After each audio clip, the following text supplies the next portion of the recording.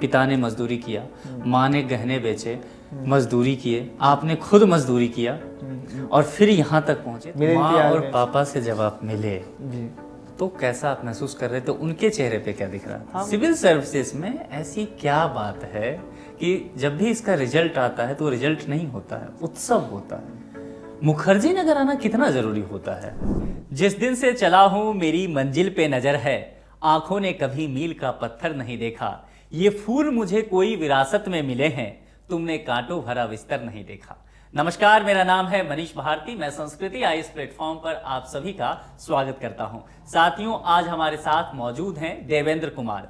Devendra UP PCS 2023 में 38वीं rank के साथ डिप्टी कलेक्टर पद पर चयनित हुए हैं। इस कांटों से भरे सफर को इन्होंने कैसे तय किया, मंजिल तक अपनी पहुंच कैसे बनाई, आज देवेंद्र से इन तमाम मुद्दों पर हम बात करेंगे। साथ ही देवेंद्र आपके प्रश्नों का भी जवाब देंगे ताकि आपकी तैयारी और धारदार हो सके। देवेंद्र, आपका हमारे इस कार्यक्रम में बहुत बहुत स्वागत है। आपकी सफलता के लिए मैं अपनी ओर से और पूरी संस्कृति आईएएस परिवार की ओर से बहुत सारी शुभकामनाएं देता हूं। Thank you sir. देवेंद्र, ये जो कांटों से भरा आपका सफर रहा, ये सफर कैसा रहा, कैसे यहाँ तक पहुंचे, इसके विषय में हमें बताइए। सर, मैं 2018 में दिल्ली आया था जी। तो उस दौरान क्या हुआ था कि ये हमारे परिवार में कोई तो जानता नहीं था कि क्या होता है क्या नहीं, बट ये था कि हमारे गांव के ही एक अंकल जी हैं, तो हमारे पिताजी उनके बारे में बताते थे। अभी वर्तमान में वो एसपी हैं। अच्छा। तो हाँ, तो हमारे गांव से पहले अधिकारी वही हैं। तो उन्होंने यूपी पीसीएस क्रैक किया और उस समय पीपीएस होता था।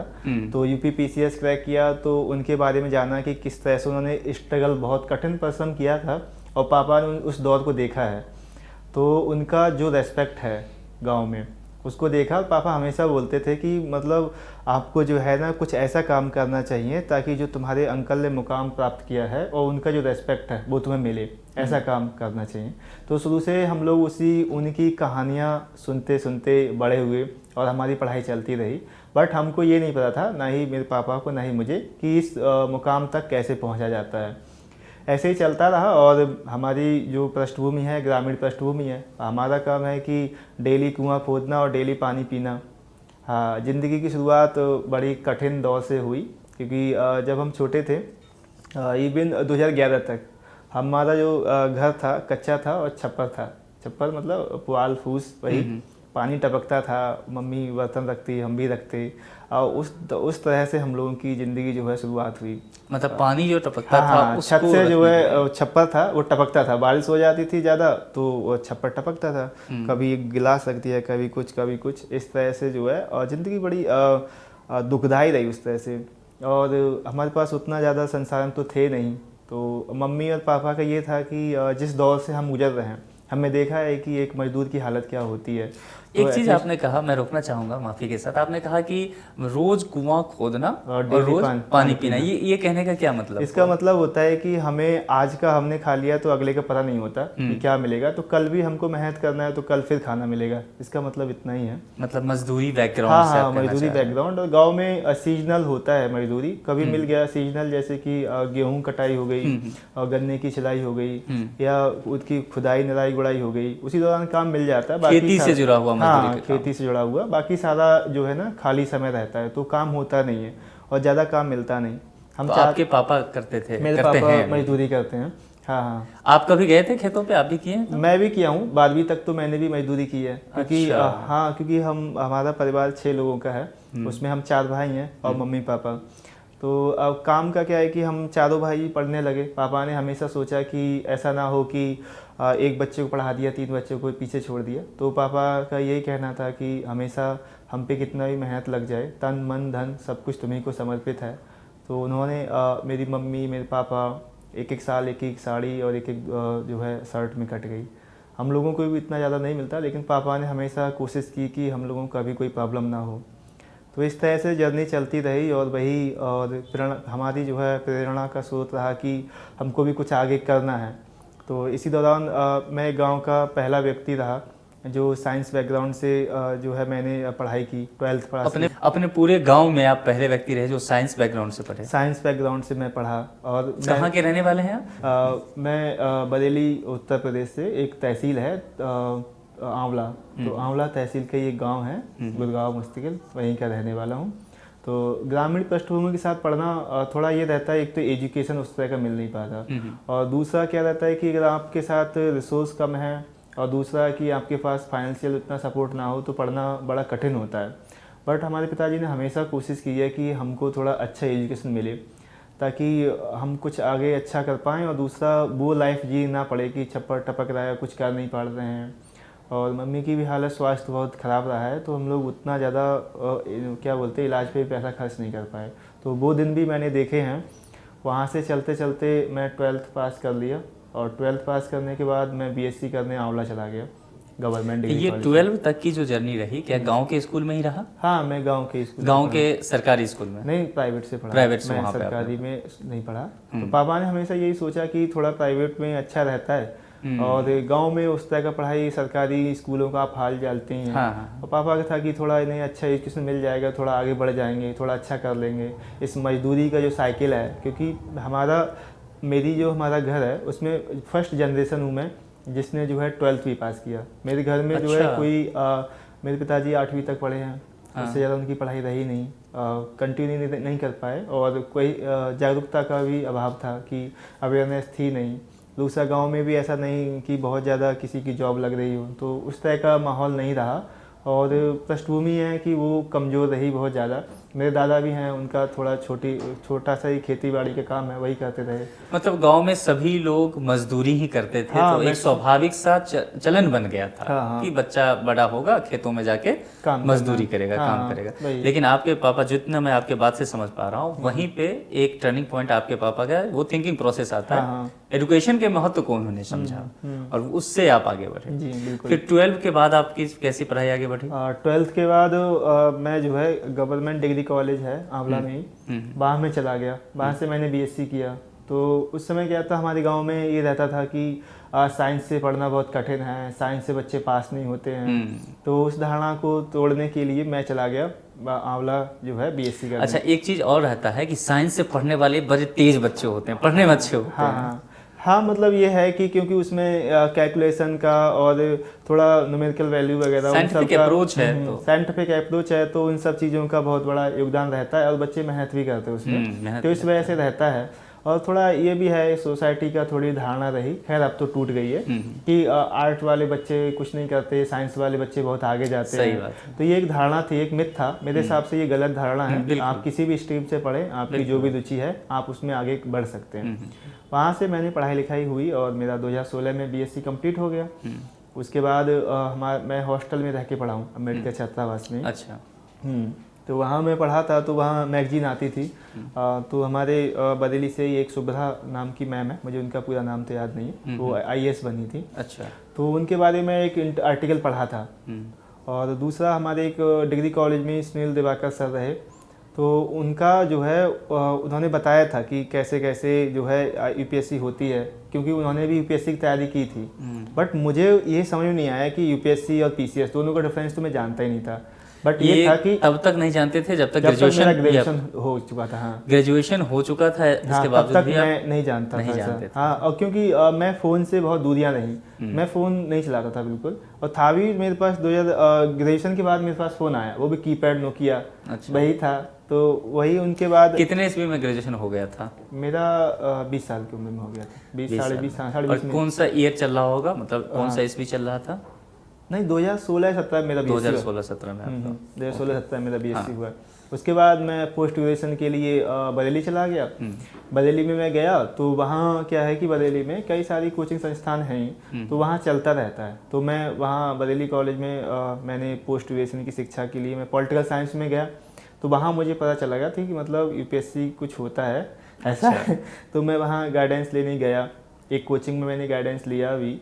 तो वहाँ बट मुझे कुछ मिला नहीं, मुझे समझ में नहीं आया क्या है क्या नहीं। बस इतना समझ में आया था कि हाँ एनसीईआरटी पढ़ना होता है। अच्छा। हाँ, मतलब इतना समझ में आया।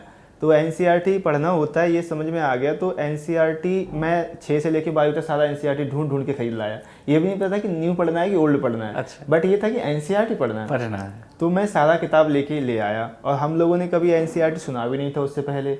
क्योंकि गांव जो स्कूल्स होते हैं ना ग्रामीण वाले, उनमें सब में क्या है कि अदर पब्लिकेशंस की बुक चलती है, बट एनसीईआरटी नहीं चलती। बट अब तो न्यू एजुकेशन पॉलिसी आ गई, तब से जो है मुझे लगता है सिमिलर एजुकेशन हो चुकी है। तो पहले यही था, हम लोग देखते थे अरे वाह कितने अच्छे से इसको समझाया गया है, तो वो हमने देखा। उसके बाद 2018 में मैं दिल्ली आया।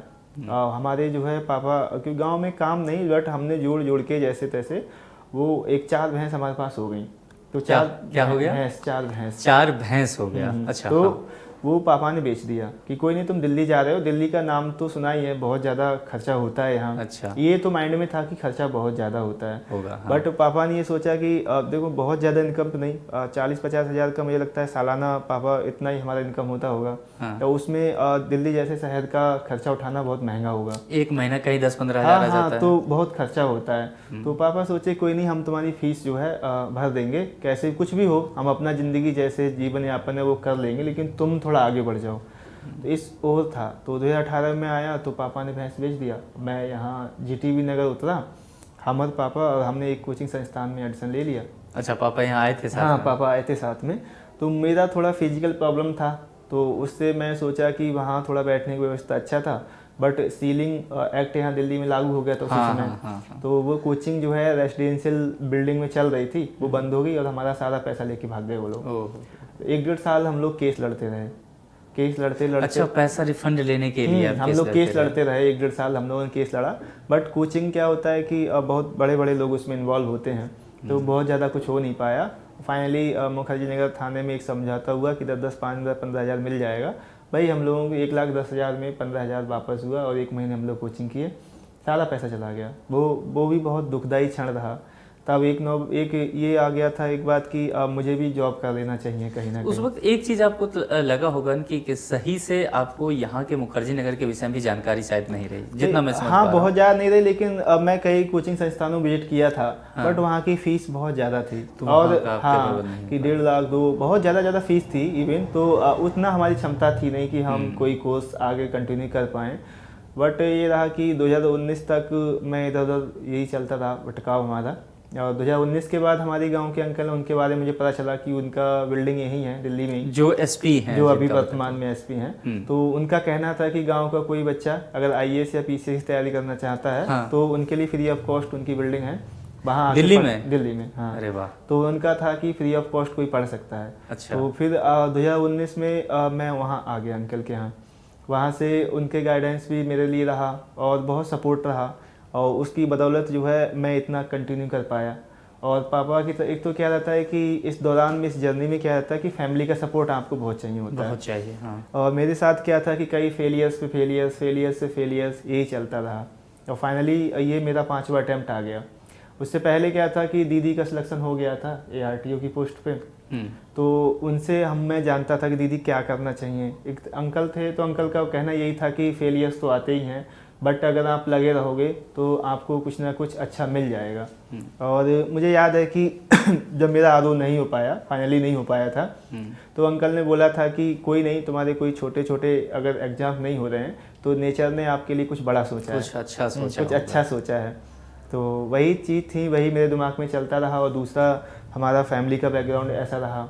दूसरा क्या है कि मैं जो है डॉक्टर बाबा साहब अम्बेडकर को बहुत मानता हूँ, क्योंकि उनका जो स्ट्रगल है वो हमको ये सीख देता है कि आप किसी भी परिस्थिति में जो है, अगर आपके पास एजुकेशन है तो आप आगे बढ़ सकते हैं। बिल्कुल। तो वो चीज़ें रही हमारे साथ। वो दो तीन चीज़ें ये प्रेरणा के स्रोत रह के मैं आगे बढ़ता रहा। और फाइनली इस 5वें अटैम्प्ट में मैं 38 रैंक के साथ डिप्टी कलेक्टर पद को प्राप्त करने में मैं चयनित हो पाया।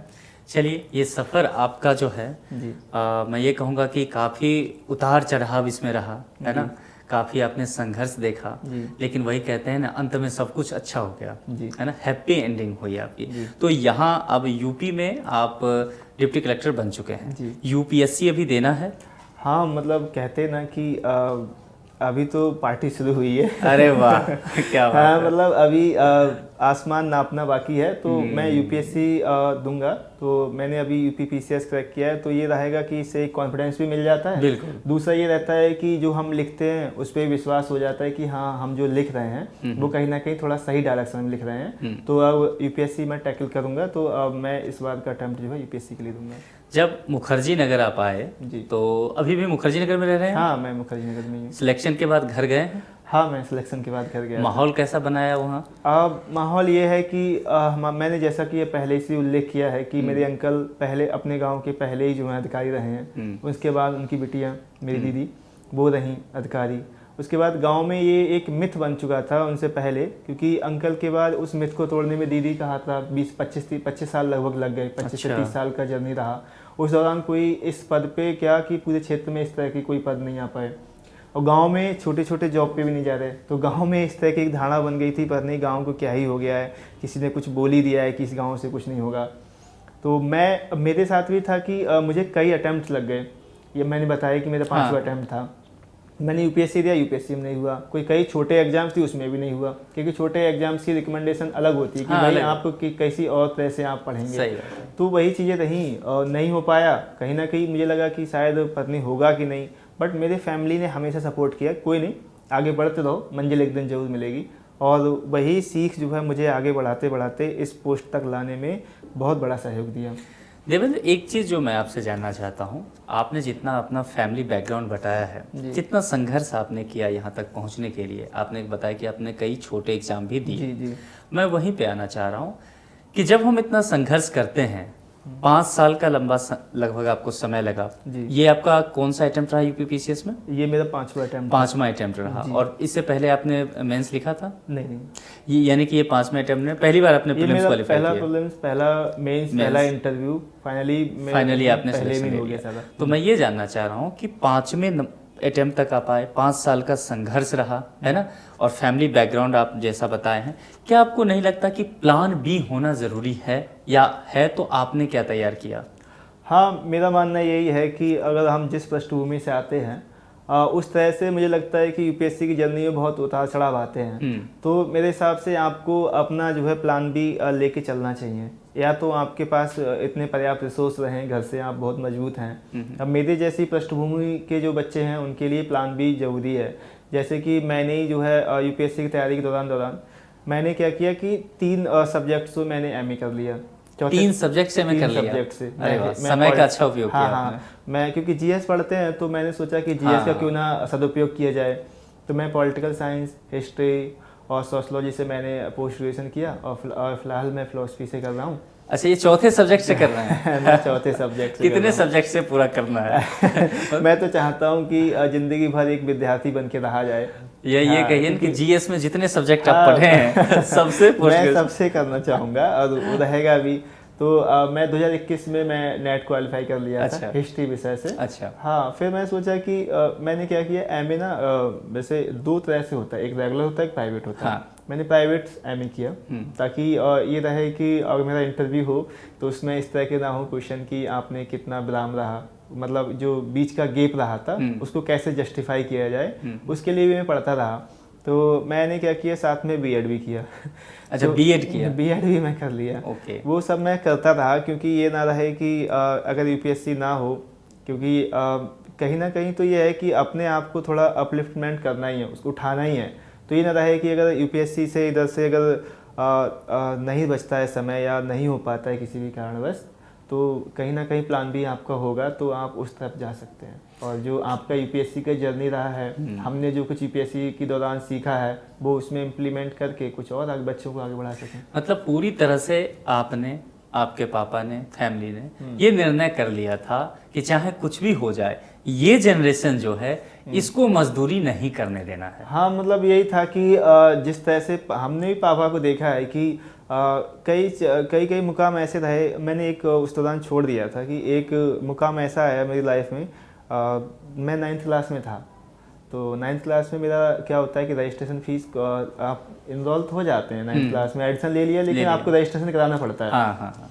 तो रजिस्ट्रेशन फीस के लिए पैसे नहीं थे, और अब आप जानते ही हैं बच्चे कितना ही हैं, थोड़ा सा रहता है इमोशनल तो हो ही जाते हैं। सही बात है। मेरा भी था, मैं घर आया और मम्मी से मैं बोला कि मम्मी सर ने बोला है कि आज लास्ट डेट है और रजिस्ट्रेशन की फ़ीस जमा करना है, और घर में इतना कुछ है ही कहाँ। मैंने पहले ही बताया कि डेली कुआं खोदना, डेली पानी पीना, उस तरह का, और फीस जमा करनी थी। सर ने बोला ही था। अब मैं डर गया था कि मेरा एडमिशन होगा नहीं, मेरी पढ़ाई आगे कंटिन्यू होगी नहीं। तो अब मैं रोने लगा घर जाके मम्मी से कि मेरी फ़ीस जमा नहीं हो रही है, मैं कैसे पढ़ाई कर पाऊँगा। और आप जानते ही हैं कि कोई भी माँ हो, दुनिया की कोई भी माँ हो, बच्चों के आंसू नहीं देख पाते, चाहे कुछ भी करना पड़े। बिल्कुल। तो मम्मी के कान के कुंडल थे, तो मम्मी ने क्या की कि जाओ और सुनार के यहाँ रखाओ। पापा से बोला सुनती, और फिर वो पैसे उनको जो है बेच करके हमको देने पड़े। तो बहुत सारे फेज रहते हैं, उतार चढ़ाव ज़िंदगी में बहुत सारे। देवेंद्र, जिस दिन रिजल्ट आया जी, पीडीएफ में अपना नाम आपने देखा होगा, एक तो 5 साल का संघर्ष, मान लेते हैं किसी का फैमिली बैकग्राउंड बहुत अच्छा है भी, तब भी ये 5 साल का संघर्ष, 5वां अटेम्प्ट तक प्रीलिम्स नहीं निकलता है, 5वें अटेम्प्ट में प्रीलिम्स निकला, फिर इंटरव्यू और फिर फाइनल रिजल्ट आ गया। लेकिन आपका जो संघर्ष रहा है, पारिवारिक पृष्ठभूमि को देखते हुए, पिता ने मजदूरी किया, माँ ने गहने बेचे, मजदूरी किए, आपने खुद मजदूरी किया और फिर यहाँ तक पहुँचे। तो जब फाइनल रिजल्ट देखा होगा आपने जी, और देखा होगा डिप्टी कलेक्टर में नाम आ गया, जो राज्य स्तर का सबसे बड़ा पद है जी, उस वक्त कैसा महसूस हुआ था? सर 23 तारीख को रिजल्ट आया था ये, 23 के शाम में, 23 को शाम में आया था। तो शाम को ये था कि कई मेंस या इंटरव्यू ग्रुप बन जाते हैं कई, तो मैं भी कई इंटरव्यू ग्रुप से जुड़ा था। तो क्या था कि वहाँ अपडेट आ रहे थे कि अब रिजल्ट आ रहा है, कुछ ही पलों में रिजल्ट आने वाला है। तो वो ऐसा लगता था कि सांसें बढ़ने लगी हैं, धड़कनें तेज, हाँ धड़कनें तेज हो जाती हैं। तो मैं अपने दोस्तों के साथ बैठने चला गया। मैं सोचा कि दीदी हैं वहाँ और एक हमारी दोस्त हैं, वो अपने शादी का दावत देने आई, तो हम लोग वहीं बैठ गए रूम पे। मैं दीदी के साथ जाके बहुत नर्वस हो रहा था, इस वजह से नर्वस हो रहा था कि यार अब तक तो ठीक था कि इंटरव्यू दे के आए, थोड़ा सा अब रहता है ना दोस्तों में कि हाँ ये भाई इंटरव्यू दिया है, और फाइनली रिजल्ट लिस्ट में नाम नहीं आया, तो बड़ा दुख होगा कि यार मैं भी वही रहा, फिर से वही रहा। अच्छा, मुखर्जी नगर में पहचान भी ऐसा ही होते हैं कि ये भाई साहब हैं, तीन मेंस 2 इंटरव्यू। तो इस तरह का था। तो उससे पहले ये भी था, एक डर था कि पता नहीं पहले हो भी पाएगा नहीं, और लिखने वाले स्टूडेंट को किसी को ये नहीं पता होता कि हमने लिखा कैसा है। सही बात है। बस हम लिख के आते हैं, ये नहीं पता होता कितना अच्छा गया कितना नहीं गया। तो वो सब डर मेरे अंदर थे ही कि यार नहीं होगा तो फिर से मुझे वही जर्नी जाना, मतलब तय करना पड़ेगा, फिर से वही चीज़ें, फिर से मम्मी या पापा को वही सब फेस करना पड़ेगा। क्योंकि उसमें जो है कि मेरी मम्मी और पापा दोनों का इन्वॉल्वमेंट रहा काम करने में। तो जितना मम्मी का सहयोग उतना बढ़ चढ़ के मम्मी का पापा दोनों का सहयोग रहा उसमें। क्योंकि हमारे यहाँ गेहूँ की कटाई होती है, उसमें मम्मी को भी काम करना पड़ता है, पापा को भी, पूरी फैमिली को काम करना पड़ता है। गाँव में मजदूरी में तो सभी लोग चले जाते हैं, सब लोग इन्वॉल्व रहते हैं। और मम्मी का स्वास्थ्य उतना सही रहता नहीं है, बट मम्मी का ये है कि बच्चों के लिए कुछ अच्छा कर देना है। उसकी वजह से जो है मेरे माइंड में वही सब चीज़ें आती, वही इमोशनल कर देती हैं कि यार फिर से मम्मी को वही काम करना पड़ेगा, और मैं यहाँ रहते रहते मुझे इतने साल हो गए, मुझे बहुत जल्दी हो जाना चाहिए। वो चीज़ें मतलब सोचने पे मजबूर कर देती हैं। मैं वही चीज़ें मेरे दिमाग में चलती रहीं, और फाइनली 8 बज गया। मेरे दोस्तों ने बोला कि यार तुम्हारा जो है लगता है सोच ख़राब है, रिजल्ट आएगा नहीं आज भी। 8 बज गया, 8 बजे के बाद क्या ही रिजल्ट आएगा। फाइनली मैं दोस्त को छोड़ के हम लोग आ गए ऑटो स्टैंड, और मैं लाइब्रेरी चला गया। मैं तो तैयारी में था कि मुझे फिर से RO देना है और UPPCS देना है, बट ये था कि इस बार मुझे छोड़ना नहीं है कुछ भी, क्योंकि गलतियां मैंने की है। तो मुझे कुछ एक गलतियाँ अपनी महसूस भी होती हैं कि मैंने मतलब आंसर राइटिंग बहुत ज़्यादा की भी, बट मैंने थोड़ा डिले कर दिया था। रिजल्ट आने प्रीलिम्स का रिजल्ट आ गया था, तो बट मुझे तुरंत लग जाना चाहिए। बट मैं 1 महीना मेरा ऐसे ही चलता था, BEd के एग्ज़ाम में, MA के एग्ज़ाम में। तो मैं थोड़ा 2-2.5 महीने की मैं तैयारी कर पाया मेंस के लिए। तो एक डर भी था, पता नहीं होगा कि नहीं होगा, वो सबके अंदर चलता है।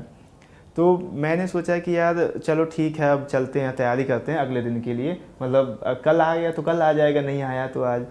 फाइनली जैसे ही मैं बैठा लाइब्रेरी में, मैंने अपना लैपटॉप ऑन किया। लैपटॉप जैसे ही ऑन किया, उसमें मेरे पास भी मैसेज आता है कि रिजल्ट आ गया। मैं धड़कनें इतनी तेज़ हो गई कि फेस भी लाल हो जाता है, बिल्कुल डर लगता है वो सब चीज़ें, पता नहीं क्या ही होगा। तो फिर से लगता है ना कि पुनः मुस्को भवा, हाँ ये चीज़ नहीं हुआ तो, और आपके साथ और भी मेरे सब साथ चीज़ें तो था। बहुत ज़्यादा प्रॉब्लम्स थी। तो मैं सोचा कि यार क्यों ना मुझे ये था कि मैंने BSc किया है, तो फिजिक्स से एक वहाँ पोस्ट होती है बाहर आवे माप करके। तो मैं सोचा कि यार कुछ नहीं हुआ होगा, एटलीस्ट वो तो मिलना चाहिए। मैंने जैसे ही PDF ऑन किया, PDF ऑन करते ही मैं लास्ट से देखा कि यार कहीं तो नाम हो यार। तो मैं जैसे लिस्ट में नीचे से था नहीं। हाँ। फिर मैं सोचा कि चलो ऊपर से ट्राई कर लेते हैं। जैसे ही मैं देखा और मैंने अपना रोल नंबर देखा, उसमें था 716-05। मुझे दिख गया तो मैं सोचा यार कहीं ऐसा ना हो कि पुरानी PDF हो ये। हाँ। यकीन नहीं हो रहा था। यकीन नहीं हो रहा था कि मतलब मेरा लिस्ट में नाम है। हाँ। अब मैं मेरा अंदर जो भावुकता वाली चीज़ होती है, मैं भावुक होने लगा बहुत ज़्यादा, और फेस एकदम से धड़कन तेज हो गई, लाल हो गया। लाइब्रेरी में थे उस वक्त? लाइब्रेरी में था। तो मेरा पड़ोसी था, यूपी पुलिस की तैयारी कर रहा था लाइब्रेरी में। मैं देखा और मैं देखा कि पोस्ट कौन से मिला है आखिर।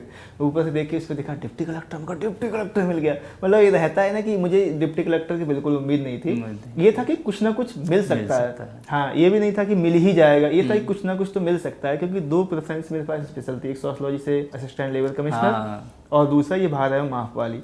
मैं सोचा कि यार स्पेशल प्रेफरेंस से कुछ ना कुछ मिल जाएगा। तब मैं डिप्टी कलेक्टर देखा तो एक पल के लिए तो यकीन नहीं हुआ कि शायद मेरा ही है, क्योंकि मुझे लगा PDF पुरानी होगी। बाद में देखा कि हाँ यही PDF है और मिला लिए। तो मैं अपने पड़ोस वाले भाई को बताया कि भाई मेरा डिप्टी कलेक्टर के पद पे हो गया। यूपी से डिप्टी कलेक्टर के पद, एक बार आप भी चेक कर लो। तो मैं क्या किया, जैसे ही अपना लैपटॉप बंद किया, और मेरा फ़ोन तो चार्ज था नहीं, घर सबसे पहले अपने घर फ़ोन किया। अच्छा। हाँ कि भाई, मेरे भाई ने फ़ोन उठाया। मैं कहा कि मैं SDM बन गया हूँ, क्योंकि डिप्टी कलेक्टर बोलना और SDM में थोड़ा रहता है, सीधे SDM बोल दिया कि भाई SDM बन गया है। तो मतलब बहुत भावुक था उस पल में। तो मेरे घर फिर उसके बाद मैं दोस्तों को बताया, मैंने बता दिया। तो उधर मेरे घर क्या था कि खाना बन रहा था उस दिन, पूरा दिन खाना नहीं, मतलब पूरी रात खाना नहीं खाया किसी ने, खुशी की वजह से कि यार मतलब जो सपने मम्मी कहती हैं कि हमेशा इंटरव्यू हम लोग दिखाते हैं कि पापा देखो ये ऐसे बन गए, ऐसे बन गए। तो मम्मी कहती है कि एक गाँव में कहावत कहा जाता है कि, हालांकि उसका वर्ड अब चेंज हो गया है, मेरा वो कहावत है इस वजह से बोल रहा हूँ कि गांव में कहावत है कि अंधेरी अंधेरी तेरा भैया आ गया। उसके लिए एक दिव्यांग वर्ड यूज किया जाता है। तो वही तो मतलब, तो कहने का मतलब है, तो कहा जाता है उसका बदले में कि भाई जब तक घर ना आ जाए कैसे विश्वास करने भैया आ गया। कहने का मतलब ये है कि अपने बच्चे का ना हो जाए तब तक कैसे मान लें कि कैसे लोगों का होता है और क्या होता है, वो यकीन नहीं हो पाता कहने का। वही हमारे साथ रहा। मैं बताया तो पूरा दिन, पूरी रात खाना नहीं खाया, और सुबह मैं मॉर्निंग में चला गया। उस दिन मैं स्टेशन से उतरा, वहाँ मेरा भव्य स्वागत हुआ बहुत। अच्छा, उसी रात में निकल ही गए? मैं उसी रात चला गया मैं, क्योंकि मम्मी पापा बोल रहे कि घर आ जाओ, सीधा घर। हाँ, और मैं किसी को बता के नहीं गया, लेकिन फिर भी आप जानते ही हैं, मेरे भाई ने पोस्ट कर दिया कि भाई SDM बन गया। हाँ। फेसबुक पे तो पता चल ही जाता है। तो पूरा माहौल बन गया। हाँ, आंवला में थे, तो उन्होंने बहुत ज़्यादा पूरा जो है इंतजाम कर लिया, ढोल धमाके सारा चीज़ें, माला फूल मालाएं, बहुत स्वागत हुआ। एक पल के लिए जब मेरे फूल मालाएं पड़ी तो मुझे यकीन नहीं हुआ यार ऐसा क्या हो गया कि मतलब सारा ढोल धमाके, गाड़ियाँ खड़ी हैं, सारा चीज़ें हैं। तो वो चीज़ें बहुत मतलब भावुक करने वाली थी। उस दिन भी पूरे दिन मेरे घर खाना नहीं खाया गया। मेरे इंतजार और पापा से जब आप मिले जी, तो कैसा आप महसूस कर रहे थे? उनके चेहरे पे क्या दिख रहा था? हाँ मतलब जैसे मेरे पापा स्टेशन पे ही मुझे लेने आ गए। मेरा भाई, तो वो सब लोग वहाँ मुझे लेने आ गए। तो पापा जैसे ही मुझे देखे, मैं भी पापा को देखा, दोनों एक दूसरे को देख के इमोशनल हो गए कि हाँ मतलब वो जर्नी जो 5 साल 6 साल पहले सपना देखा, वो उस रूप में आज मुझे देखना और वो चीज़ें साकार भी होना। क्योंकि गाँव में बहुत सारे लोग बोलने भी लगते हैं, क्योंकि हम तो दिल्ली रहते हैं तो हमें उतना देखना नहीं पड़ता है। और हम तो समाज के हिस्सा हैं। समाज में बहुत सारी बातें चलती हैं कि दिल्ली गए हैं, पत्नी क्या ही कर रहे होंगे। हालांकि मेरे गांव में कुछ बहुत सारे लोगों को विश्वास ही था, लेकिन कुछ एक लोग आप जानते ही हैं, कहते ही रहते हैं। तो वो था कि उस सपने को मैंने जब पापा ने देखा कि ये सपना एक साकार हुआ है, तो वो बहुत इमोशनल चीज़ें थी कि यार हम, पापा को लगा कि जो चीज़ें हमने देखी, जिस तरह से हमने स्ट्रगल किया, कहीं ना कहीं आज वो इस रूप में खड़ा है। तो बहुत इमोशनल था। पापा मुझे गले लगा लिए, मैं पापा को लगा लिया। और सर कंडीशन थी कि सिर्फ रो नहीं पाया था, लेकिन रो रहे थे, इस तरह की चीज़ें थी। तो वहाँ से हम लोग घर आए और मम्मी, और फिर मैं जैसे ही गांव पहुँचा, तहसील, जैसे ही मेरे तहसील से घर तक इतना गाड़ी, इतना हर्षोल्लास, इतना चीज़ें, फूल मालाएँ, वही सारी चीज़ें। गांव में गया तो ऐसा लगा कि पता नहीं भाई सारे गांव में सभी लोग जो हैं इकट्ठे होकर, सब लोग भीड़ से, इतना ज़्यादा, बहुत ज़्यादा चीज़ें थी। और फिर ये रहा कि लोगों को एक मोटिवेशन मिल गया कि यार ऐसा नहीं है। और जब मैं गांव पहुंचा तब मुझे ये पता चला कि मैं अपनी पूरे डिस्ट्रिक्ट का पहला SDM हूँ जो बना हूँ। हाँ मतलब अभी तक। अच्छा देवेंद्र, एक चीज़ जो आपने लगातार अभी बात किया कि आपको यकीन नहीं हो रहा था माला जब पहनाया गया कि ऐसा क्या मैं बन गया हूँ, वही मैं पूछना चाह रहा हूँ सिविल सर्विसेज में ऐसी क्या बात है कि जब भी इसका रिजल्ट आता है तो रिजल्ट नहीं होता है, उत्सव होता है? क्या हो जाता है ऐसा? अब आप चूंकि आप सिलेक्टेड हो गए हैं और उस संघर्ष को आपने देखा है और अब जो आप एसडीएम के रूप में हैं, तो क्या परिवर्तन आ गया है? सर ये रहता है कि जैसे आप जानते ही हैं कि सिविल सर्विसेज में जो है कि काम करने का जो डाइवर्सिटी तो है ही इसमें, तो ये कुछ एक उम्मीद भी रहती है कि यार कोई एक बंदा है जो जेन्युइन गया है तो कुछ ना कुछ लोगों की हेल्प करेगा, ये रहता है। और दूसरा रहता है कि सोसाइटी कई सारी चीज़ें सिविल सर्वेंट के प्रति एक धारणाएं भी गांव में बहुत ज़्यादा हाइप बना के रहता है कि मतलब ये थोड़ा सा ऊपर वो चीज़ें प्रतिष्ठा थोड़ा ज़्यादा प्रतिष्ठा थोड़ा सामाजिक प्रतिष्ठा मतलब थोड़ा सा है रहता है। और थोड़ा सा आप जानते ही हैं मार्केट जगत है तो बना दिया जाता है उस तरह का चीज़ें, तो वही सारी धारणाएं रहती हैं। हालांकि यह है कि एक सिविल सर्वेंट होता है, गांव के बीच जाता है तो बहुत सारे लोग काम भी करते हैं, उम्मीदें भी रहती हैं कि आगे बढ़ के कहीं कहीं ये रेस्पेक्ट जो उनके बच्चों को भी मिले। इस वजह से जिस दिन से रिजल्ट आया है उस दिन से आप में कितना परिवर्तन आ गया है? मुझे ये है कि मेरा कॉन्फिडेंस इतना बड़ा कि मैं पहले लोगों के बीच अपनी बात नहीं रखता था, मैं अपने दोस्तों के बीच में ही हमारी बातें होती थी, तो मैं कभी बोलता नहीं था बहुत ज़्यादा। और क्लास में भी रहता था कि मैं बहुत ज़्यादा नहीं बोला कभी भी, मैं कभी नहीं बोलता था। इंट्रोवर्ट थे? हाँ, मैं वैसे तो हूँ मतलब एक्सट्रोवर्ट, लेकिन इस मामले में मैं इंट्रोवर्ट हूँ। मैं नहीं बोलता हूँ बहुत ज़्यादा, मैं अपनी बातें रखता नहीं था, मुझे लगता है शायद वो चीज़ें मुझे आती नहीं है या मैं अपने पॉइंट्स अच्छे से रख नहीं पाता, बोलने में बहुत ज़्यादा डर लगता है। तो बट अब जब से ये सिलेक्शन हुआ है तब से बोलने के प्रति मतलब मेरा जो चीज़ें हैं वो मैं अच्छे से बोल लेता हूँ। अब रुक ही नहीं रहा है कि हाँ बोलना है। नहीं, ये रहता है कि अगर बोलता मैं इस वजह से हूँ कि अगर मेरी जैसी पृष्ठभूमि के कोई बच्चे हैं तो उनको ये मोटिवेशन मिलेगा कि यार ऐसा नहीं है कि हम विदाउट कोचिंग भी ना मिले तब भी हम नहीं कर पाएंगे, या ऐसा ना रहे कि उनको कि हमारे पास रिसोर्स कम है तो हम आगे नहीं बढ़ सकते। कुल मिला के सही गाइडेंस मिल जाए। हाँ, मतलब उन लोगों के लिए ये रहे कि हाँ भाई अगर ये बंदा कर सकता है तो मैं भी कर सकता हूँ। और मैं भी यही बोलता हूँ कि भाई अगर मैं कर सकता हूँ इस पृष्ठभूमि से उठ करके तो आप भी कर सकते हैं। देवेंद्र, एक चीज़ बताइए, आपने कहा आपने बरेली में आपने तैयारी करी थी, किसी कोचिंग में थोड़ा बहुत पढ़ा था, थोड़ी जानकारी हुई थी, लेकिन वहाँ से काम चला नहीं, बहुत जानकारी भी नहीं थी। फिर आप दिल्ली आते हैं पापा के साथ, 4 भैंस बेच करके मुखर्जी नगर शिफ्ट हो जाते हैं। मुखर्जी नगर आना कितना ज़रूरी होता है? सर यहाँ क्या है कि आप मुखर्जी नगर में क्या है कि एक इन्वायरमेंट मिल जाता है आपको, क्योंकि यहाँ एक तो रिसोर्स भी मिल जाते हैं, इन्वायरमेंट, दो चीज़ें बहुत बड़ी हैं यहाँ कि अगर आप मुखर्जी नगर आते हैं तो आपके फ्रेंड सर्कल में भी कई सारे दोस्त होते हैं, तैयारी करते रहते हैं, आपके सीनियर्स होते हैं जो आपको गाइड कर देते हैं, आप उनसे खुल के बोल सकते हैं। ये रहता है कि आप उनसे पूछ सकते हैं कि भाई यहाँ प्रॉब्लम्स आ रही हैं, और दोस्तों से कई सारे मुद्दों पे चर्चा हो जाती है, और उनके फेलियर्स और उनकी सक्सेस को देख के हमें भी मोटिवेशन मिलता है कि हाँ भाई कोई इंसान हमारे बीच से जा रहा है तो हम भी उस मुकाम को पा सकते हैं, हम भी कर सकते हैं।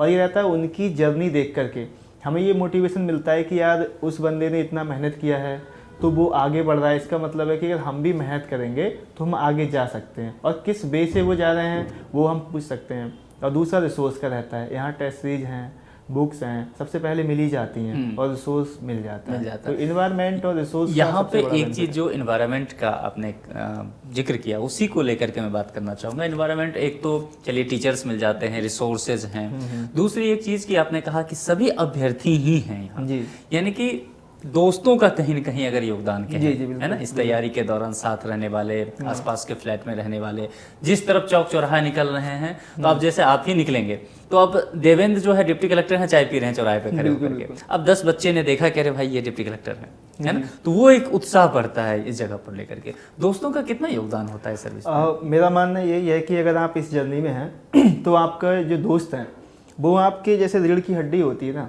उस तरह से सपोर्ट करते हैं। क्यों? अच्छा। हाँ, क्योंकि ये रहता है कि जैसे हम फेलियर्स हुए उन दोस्तों के बीच में जाना है, बोल भी तो हम एक दूसरे की फेलियर्स से और एक दूसरे की जो सफलता है उसको एंजॉय करते हैं। और दूसरा ये रहता है कि वो आपको मोटिवेट करते हैं, अरे कोई बात नहीं यार, इस बार नहीं हुआ हम अगली बार कर लेंगे, अगली बार फिर वही चीज़ आती है तो फिर वही रहता है। या कभी कभी ऐसा रहता है कि आपको अकेलापन तो महसूस नहीं होता। मेरे साथ तो यही रहा, मुझे कभी भी किसी तरह की प्रॉब्लम्स होती है दोस्तों के साथ शेयर कर लिया, तो वो चीज़ें रहती हैं कि कई लोग रहते हैं कि सैडनेस रहना, वो आप उससे बच जाते हैं। आपके पास अकेलापन और ये सैडनेस तो आप नहीं आएगी। आप कुल मिलाकर के असफलता जब आती है तब कंधा दोस्त दे देता है। हाँ बिल्कुल देते हैं, आपकी सफलता होती तब भी एंजॉय करने के मैं लिए। आपके समक्ष ही नाम लेना चाहूंगा, जैसे प्रांजन भाई हैं, राहुल भाई हैं, जय हैं, और मेरी 2 सिस्टर्स हैं, संध्या और प्रिया, और मेरी एक दोस्त और है रचना।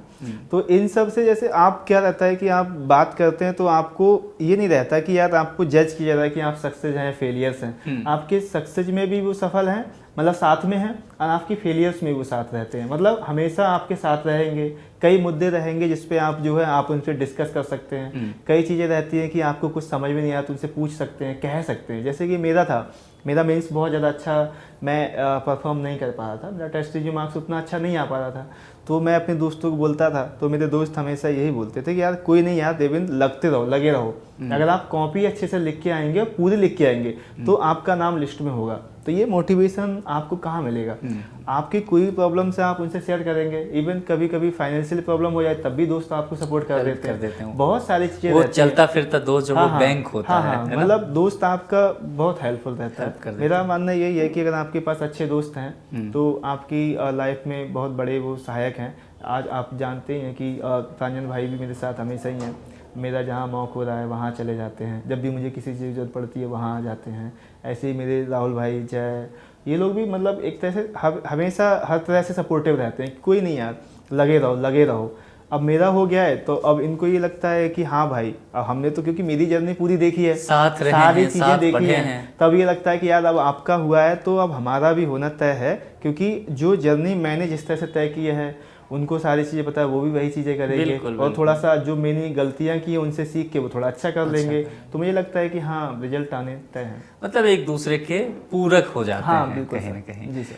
आपका मीडियम हिंदी रहा है? हाँ सर, मेरा मीडियम हिंदी मैं ये प्रश्न इसीलिए कह रहा हूँ देवेंद्र, क्योंकि आप लंबे समय से इस चीज़ को देख रहे हैं। पिछले कुछ वर्षों में हिंदी माध्यम को लेकर के बहुत तरह की असमंजस की स्थिति रही है, खास करके यूपीएससी में। एक तो प्रश्न के प्रकृति ऐसी हो गई है, अनुवाद को लेकर के मैं ध्यान दिलाना चाहता हूँ। दूसरा पीसीएस में भी देखा गया है, हालांकि पीसीएस में फिर भी स्थिति ठीक है। तो क्या वाकई हिंदी माध्यम जो है वो बाधा बन रहा है रिजल्ट में? हाँ, शुरुआत में जब मैं आया और मैं भी बहुत ज़्यादा एनालिसिस नहीं किया था, तो मुझे भी यही लगता था कि हिंदी मीडियम जो है कहीं ना कहीं एक बाधा के तौर पे है। पर धीरे धीरे जैसे जैसे मेरी जानकारी बढ़ती गई और मुझे एक ट्रेंड पता चला कि हम जो स्टूडेंट्स हैं हिंदी मीडियम के, उसमें क्या है कि सबसे बड़ी बाधा प्रीलिम्स को क्वालिफाई करने में हो रही है। जब number of student prelims he qualify नहीं कर पाएंगे तो रिजल्ट कैसे अच्छा आ पाएगा। मेरा मानना यही है कि स्टेट में तो हिंदी कोई बैरियर है नहीं, बट अगर यूपीएससी है तो यूपीएससी में अगर हम प्रीलिम्स पे थोड़ा अच्छा सा फोकस कर लें और नंबर ऑफ स्टूडेंट जो है प्रीलिम्स अच्छा ज़्यादा क्वालिफाई कर लेंगे तो निश्चित तौर पर रिजल्ट जो है अच्छे सकारात्मक और बड़े हुए दिखाई देंगे। आपने प्रीलिम्स को लेकर के बात कहा, यहीं रोक के मैं प्रीलिम्स की चर्चा कर ही लेता हूँ कि चूंकि आपने 5 बार प्रीलिम्स दिया है, बिल्कुल बिल्कुल सर, यूपीएससी का भी दिया है प्रीलिम्स, इसके अलावा भी किसी आयोग का प्रीलिम्स आप दिए हैं? हाँ, मैंने अभी हालिया में एमपी दिया था और मैं एमपी प्रीलिम्स क्वालिफाई भी कर गया। अच्छा, आप एमपी का आपको मेंस देना है अभी? अब नहीं, लेकिन अब तो देना ही नहीं है, मतलब देना था। मेरा हो गया था बट अब देना नहीं है। अच्छा, अब जाहिर सी बात है, अब क्यों देंगे, होम कैडेट मिल गया आप, यूपी का सबसे बड़ा पद, तो वहाँ अब तो डायरेक्ट यूपीएससी के लिए ट्राई कीजिए। तो कई सारे प्रीलिम्स देने का अनुभव रहा, तो कुल मिलाकर के आपने पिछले कुछ समय में प्रीलिम्स में गलतियां की होगी, फिर क्या सुधार कर लिया आप इस बार कि आपका इस बार प्रीलिम्स निकल गया, और बच्चे करें तो फिर किस तरह से उसको तैयार? मेरा मानना यही है कि जैसे पीवाईक्यू पहले क्या था कि कितने कई सारे टॉपर्स को मैं सुना भी हूँ, वो हमेशा एक कॉमन बात बोलते हैं कि आप पीवाईक्यू और सिलेबस दोनों को साथ रख के चलिए, आपको दिशा मिल जाएगी कि आप किस तरह के क्वेश्चन से टैकल मतलब किए जा रहे हैं। तो आप अगर जैसे मेरा ही था, मैं 2 बार मेरा पीसीएस में रुका, तो इस वजह से रुका क्योंकि मेरा सीसैट क्वालिफाई नहीं हो पाया। मुझे लगता है कि ज़्यादातर स्टूडेंट्स के साथ जो प्रॉब्लम्स आ रही है वो सीसैट को लेकर के मतलब प्रीलिम्स, एक तो प्रीलिम्स बाधा और प्रीलिम्स में भी जीएस नहीं सीसैट बाधा बन रहा है। तो मेरा तो यही कहना है कि भाई जैसे मेरा खुद का मैं व्यक्तिगत बता रहा हूँ, मैंने कभी भी सीसैट को उस तरह से नहीं लिया। एक तो ये रहता है कि हम लोगों का बैकग्राउंड, जैसे मैं साइंस से पढ़ा हूँ तो मुझे लगा कि मेरे पास मैथमेटिक्स हो जाएगा, आसानी से ले लेता था मैं। तो शुरुआत में मैंने लिया भी और मुझे सीसैट ने इस तरह से धोया कि मेरा जो है मैं आज तक यूपीएससी में कभी प्रीलिम्स क्वालिफाई नहीं कर पाया। तो मेरा मानना यही है और मैं कहना भी यही चाहूँगा कि आप जैसे जैसे आपका जीएस जैसे आप तैयारी करते हैं वैसे ही कुछ समय दे करके आप सीसैट और पीवाईक्यू उनके लगाएंगे तो निश्चित तौर पे सफलता तय है, सफलता मिल जाएगी। यानी कि प्रीलिम्स ही बाधा है, बाकी कोई चीज़ जो है मेंस में तो सर ये रहता है कि एक तो नंबर ऑफ कंपटीशन भी कम, दूसरा ये रहता है कि बहुत सारे क्वेश्चन से तय होते हैं, आप कुछ ना कुछ तो लिखेंगे ना। और प्रीलिम्स में क्या है कि PYQ डायरेक्ट आपसे पूछा गया है, तो नहीं मतलब क्वेश्चन आपसे पूछा गया है तो आपको उसमें से करना है कि हाँ कौन सा सही है कौन सा गलत है। उसमें आपके चांस 50-50 हो भी सकता है, नहीं भी सही हो सकता है। बट अगर मेंस का आया तो आप कई सारे क्वेश्चन ऐसे हैं जिसको आप कुछ ना कुछ लिखेंगे और आपको मार्क्स मिलेगा। जैसे मैं UP PCS का उदाहरण देना चाहूँगा। GS फर्स्ट का ज्योग्राफी का क्वेश्चन था लेकिन आया GS थर्ड में था। अच्छा। GS थर्ड में आया कि ब्लड मून क्या है। अब ब्लड मून हम लोगों ने सिर्फ एक घटना घटी थी शायद 2022 में इस तरह की, तो हम सुने थे, हमको नहीं पता था कि मतलब जो है कि क्या है क्या नहीं है, बहुत ज़्यादा नहीं पता था। लेकिन मैंने क्या किया कि लिख दिया कि भाई जब चंद्रमा है पृथ्वी के बहुत ज़्यादा नज़दीक आ जाता है तो उसमें मतलब स्कैटरिंग हो जाती है, उसी वजह से शायद चंद्रमा जो है लाल दिखाई देते हैं, उसी घटना को हम ब्लड मून कहते हैं। और थोड़ा सा ड्रॉ कर दिया, 1-1.5 मिनट लगा होगा। मुझे लगता है कि खाली छोड़ने से मैंने 1-2 नंबर तो उसमें पाए होंगे। तो वही मैं कहना चाहता हूँ कि अगर यहीं मेरे से वही होता क्या बोलते हैं प्रीलिम्स का क्वेश्चन होता तो शायद मैं नहीं टैकल कर पाता उसको। लेकिन मेंस का है तो आपको कुछ ना कुछ मार्क्स मिलते हैं और आप अच्छे से 300-400 क्वेश्चन अगर प्रैक्टिस हो जाते हैं तो कहीं ना कहीं हमारा मेंस भी हो जाता है। आपकी इस पूरे प्रिपरेशन के दौरान संस्कृति IAS से कैसे जुड़ा हुआ? संस्कृति IAS के साथ यही रहा कि सबसे पहले तो मैं क्या था कि हम लोग जब तैयारी करते हैं ना तो जब कई सारी फेलियर्स मिलती हैं तो बहुत सारे वीडियो हम लोग देखते रहते हैं। उसी दौरान मैं सर का जब मेरा प्रीलिम्स का एग्ज़ाम था तो मैंने सर का जैसे अखिल मूर्ति सर हैं हिस्ट्री के कई उनकी वीडियो पढ़ी है वो, और AK अरुण सर हैं उनका भी वीडियो है इकोनॉमिक्स को लेकर के, तो मैं देखा था और कहीं ना यूट्यूब पे मैं देखा था, कई सारी फ्री वीडियो पढ़ी हैं। हाँ, उसी दौरान मैंने वीडियो देखी थी और मुझे लगा कि कई सारी चीज़ें कई क्वेश्चन को टैकल करने में मुझे काफ़ी सहायता मिली। मेंस जब हो जाता है आपका फिर इंटरव्यू कॉल आता है, फिर आप यहाँ मॉक इंटरव्यू देते हैं संस्कृति? हाँ मतलब जैसे कई सारे मैं इंटरव्यू, जैसे हम लोग बहुत सारे वीडियो देखते रहते हैं तो मैंने देखा कि मुझे ये भी पता था कि ज़्यादा से ज़्यादा प्रैक्टिस कर ली जाए क्योंकि मुझे बोलना बहुत अच्छा नहीं आता है। मैं अपनी बात को अब आता है, पहले का मुझे नहीं पता। पहले अब आपको मतलब बहुत अच्छा बोलना पहले से तो नहीं आता था, तो मुझे था कि जितनी ज़्यादा प्रैक्टिस कर ली जाए। इवन मैंने अपने दोस्तों को बताया तो यही था कि आप जितनी ज़्यादा प्रैक्टिस कर लेंगे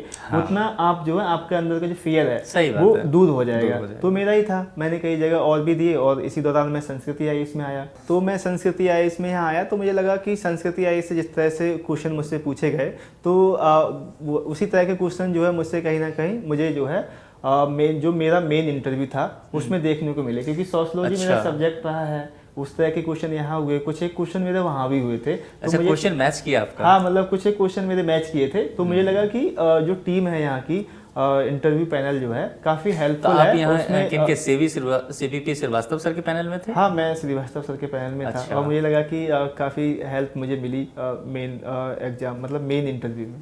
फीडबैक कैसा मिला था आपको मॉक का? हाँ मतलब फीडबैक मुझे काफ़ी सकारात्मक मिला और उससे ये था कि मेरा इंटरव्यू तो जैसे तैसे हुआ, वो तो सब लोग मेरा यूट्यूब पे देख ही लेंगे। अच्छा, जैसे तैसे क्या मतलब क्या जैसे है? तैसे का मतलब है कि अब जैसे लास्ट में आए तो ऐसा लगा कि मैं बहुत सारी चीज़ें भूल गया हूँ। अच्छा। और बहुत सारी क्वेश्चन को मैं ये था कि मैं सर के सामने रखूंगा तो पता नहीं किस तरह से जज होंगी, तो मैं जानबूझ के ही बहुत सारी चीज़ें नहीं बोल पाया। और कुछ चीज़ें मैं ऐसा लगा कि मुझे कुछ आ ही नहीं रहा, मैं भूल गया हूँ बिल्कुल सारी चीज़ें, ब्लैंक हो गया हूँ। तो उस तरह से बहुत ज़्यादा अच्छी नहीं, लेकिन मुझे जो फीडबैक था वो बहुत अच्छा मिला और कहीं ना कहीं वो एक मेरे अंदर मोटिवेशन था कि हाँ यार सर ने कैसा भी रहा है कि एटलीस्ट इससे बुरा मेरा इंटरव्यू नहीं होगा।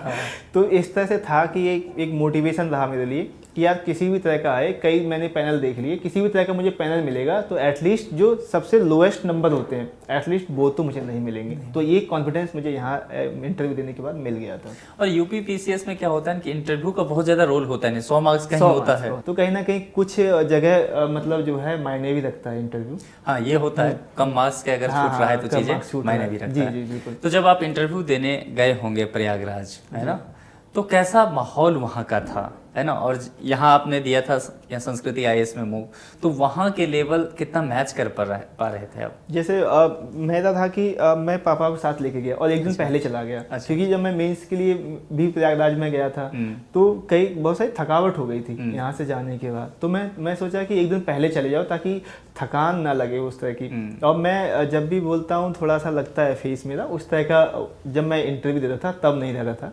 तो मैं सोचा कि यार थोड़ा सा उस तरह से सोचा जाए और थोड़ा पहले जाएंगे तो रूम भी वहाँ ले लेंगे तो थोड़ा आराम हो जाएगा, चले जाएंगे। मैं यहाँ से गया और हम लोग पैनल में पहुँच गए, सुबह ही पहुंच गए। ये मेरा सेकंड शिफ्ट में था। अच्छा। और उस समय कई बच्चों से मैं मिला, उन्होंने यही बोला कि यार मतलब क्योंकि एक दिन पहले ही जो है राम मंदिर के बारे में चर्चा चली रही थी, तो कि उस तरह से क्वेश्चन मेरे से होंगे, और मैंने बहुत सारे करंट के क्वेश्चन और बहुत कई सारे डायमेंशन में सोच चुका था।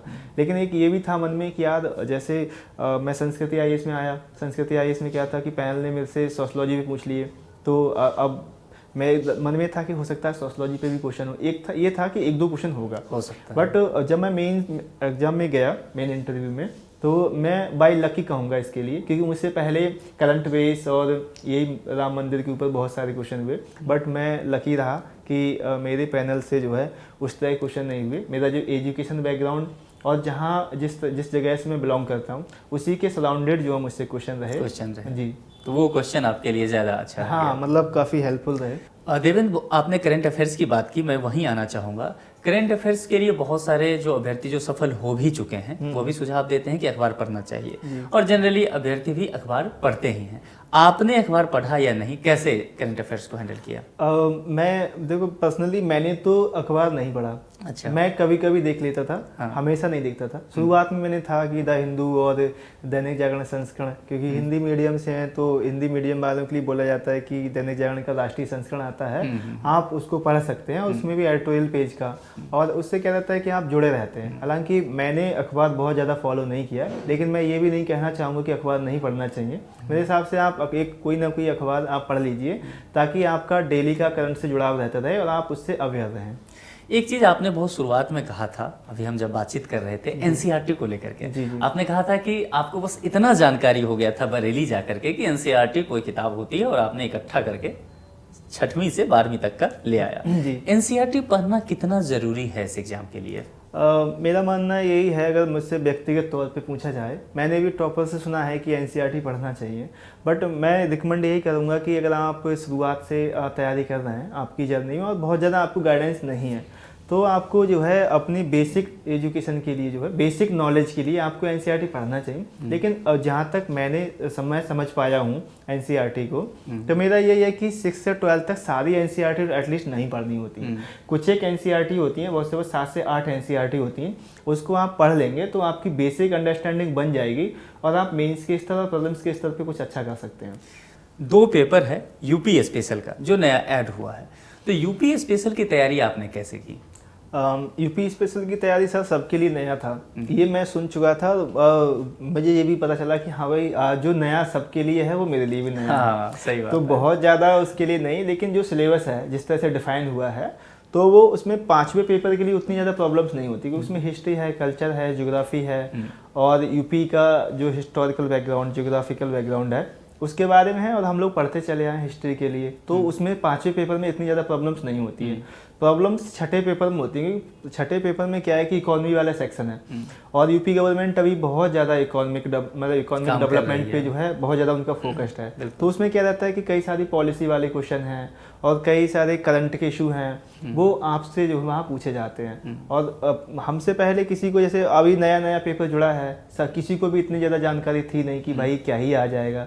ये था कि हाँ, पहले से जो जीएस के पेपर्स में कई क्वेश्चन आते थे 6ठे पेपर से, इकोनॉमिक वाले से, तो इकोनॉमिक्स वाले क्वेश्चन से वहाँ से कुछ एक था कि हाँ भाई यहाँ से आ सकता है। दूसरा था कि मैंने जो किया था, मैंने सारी बुक्स तो कभी नहीं पढ़ी, मैंने कभी ना तो बहुत ज़्यादा मेंस के लिए मैं यही कहना चाहूँगा कि आप मेंस पे तैयारी अगर कर रहे हैं, अगर आप एक बार को आप कम पढ़ें लेकिन लिखना ज़्यादा है, क्योंकि आपकी प्रैक्टिस ज़्यादा हो जाएगी तो आप अच्छे से लिख पाएंगे। समय कम है, समय के साथ साथ आपको पूरे क्वेश्चन करने हैं। मेरे साथ यही था कि मुझे ये विश्वास था, और मेरी दीदी का अनुभव रहा पहले का, क्योंकि उन्होंने उससे पहले का जो मेंस दिया था उसमें उन्होंने बताया था कि उनके 2-4 क्वेश्चन छूट गए थे। अच्छा। हाँ, तो उनका उस समय मेंस क्वालिफाई नहीं हो पाया था, लेकिन जब सेकंड टाइम उन्होंने लिखा था तो उन्होंने बताया कि सारे क्वेश्चन टैकल कर लिए थे और फाइनली वो लिस्ट में उनका नाम था। तो मेरे साथ मेरे वही अनुभव रहा कि यार एटलीस्ट जब दीदी ने वही किया है, उससे मोटिवेशन मिल ही चुका था कि सारे क्वेश्चन एटलीस्ट करके आना है। और जहाँ जहाँ मैंने टेस्ट सीरीज लिखी वहाँ भी ये बताया गया कि आपको नंबर ऑफ जो क्वेश्चन है सारे टोटल अटेंड करना है, चाहे आप कुछ वर्ड्स कम लिख पाएँ। तो मैंने वही किया, मैं 14-15 क्वेश्चन, मेरी प्रैक्टिस इतनी हुई, मैंने 50-60 टेस्ट में लिख के गया था। इससे जो ज़्यादा लिखे होंगे मैंने, लेकिन 50-60 क्वेश्चन मुझे पता है कि मैंने टेस्ट पेपर लिखे थे। और उस दौरान मुझे यही था कि यार नंबर चाहे कम आए, कुछ एक कोई टेस्ट पेपर मैंने टोटल 20 में 20 लिखे, तो मैं अदर स्टूडेंट की अपेक्षा मतलब थोड़े 1-2 मार्क्स ज़्यादा या कम लगभग बराबर में था। तो मुझे था कि टोटल क्वेश्चन अटेंड करने हैं, और टेस्ट 3 से प्रैक्टिस करते करते ये हो गया था कि यार कम से कम एटलीस्ट अब लिख सकते हैं, क्योंकि शुरुआत जब हम करते हैं कभी कभी तैयारी के दौरान उतना तो लिखते नहीं, एटलीस्ट मैंने तो नहीं लिखा था इतना ज़्यादा। तो 3 घंटे मुझे लिखने ही में हाथ थक जाता था कि भाई आप लिख कैसे पाते हैं। मैं ये सोचता था कि दीदी से मैं पूछता था और दोस्तों से, यार 6 घंटे 3 घंटे हमको फिर लिखना है, एक दिन में 6 घंटे कैसे लिखेंगे, कैसे लिखेंगे ये सब चीज़ें। और फिर ये नहीं है कि एक ही सब्जेक्ट हो, सारे सब्जेक्ट एक ही पेपर में 3 से 4 सब्जेक्ट हैं, सारे एकदम से टैकल करना है। तो मेरे साथ भी वही था कि भाई सारे क्वेश्चन लिखना है। और दूसरा है कि आपने प्रैक्टिस को, आपको मैंने फिर से जोर दिया कि प्रैक्टिस बहुत करना है मेंस पे। आप मेंस पे खूब प्रैक्टिस करेंगे तो एटलीस्ट आपको 6 घंटे लिखने की आदत हो जाएगी, आप लिख लेंगे और आपका हो जाएगा। देवेंद्र, आपसे बात करके बहुत ही अच्छा लगा, और जिस तरह से आपका सफ़र रहा है, जैसा कि आपने कहा कि मजदूरी करने से लेकर के और यहाँ डिप्टी कलेक्टर बनने तक का सफ़र, वो काफ़ी रोमांचित करने वाला है, बेहद प्रभावित करने वाला है। और मैं व्यक्तिगत तौर पर भी काफ़ी प्रभावित हुआ हूँ आपसे बातचीत करके। आपने बेशकीमती समय निकाला, इसके लिए बहुत बहुत शुक्रिया। और मुझे पूरा उम्मीद है कि जितने भी अभ्यर्थी आज आपको देखेंगे, निश्चित तौर पर वे समझ पाएंगे कि यदि कहते हैं ना कि यदि मान लिया जाए तो हार हो जाती है, और ठान लिया जाए तो जीत हो जाती है। और आपने ठान लिया जीतने की, और आप जीत भी गए। मैं बस आपसे ये कहना चाहता हूँ कि आखिरी में आप अभ्यर्थियों के लिए अपनी तरफ से कुछ और मैसेज देना चाहते हैं तो ज़रूर दें। मेरी तरफ से तो यही मैसेज है कि लगे रहिए, संघर्ष करते रहिए, और आप संघर्ष करेंगे तो कहीं ना कहीं आप जिस मुकाम पे मैं पहुंचा हूं, आप अच्छी रैंकिंग के साथ जो है आप उस मुकाम पे पहुंच सकते हैं। और ये जो मैं इंटरव्यू दे रहा हूं इस मंच पे, आप भी हो सकते हैं। तो आप लगे रहिए। और एक कहावत कही जाती है कि मन के हारे हार है, मन के जीते जीत। तो मन से कभी मत हारना, लगे रहना, संघर्ष करते रहना, सफलता एक दिन आपके कदम जरूर चूमेगी। बहुत अच्छी बात कही आपने देवेंद्र जी कि मन के हारे हार है, मन के जीते जीत। और इस परीक्षा का नेचर यह है कि आपको सबसे पहले अपने मन पे ही विजय पाना होगा। आपसे बातचीत करके बहुत अच्छा लगा, आपने इतना बेशकीमती समय निकाला। एक बार फिर से आपको बहुत बहुत शुक्रिया, और उज्जवल भविष्य की बहुत बहुत शुभकामनाएं। Thank you so much sir. साथियों, जैसा कि आपने देखा कि देवेंद्र जी ने बहुत अच्छी बात कही कि आपको मन को जीतना होगा, और मन से जीत करके ही आप ये जो लंबी यात्रा है, संघर्ष भरी यात्रा है, इस पर आप विजय प्राप्त कर सकते हैं। इसी वादे के साथ कि अगले प्रोग्राम में किसी और सफल कैंडिडेट के साथ हम आपसे मुलाकात करेंगे। अपना बेहद ख्याल रखिए। Thank you.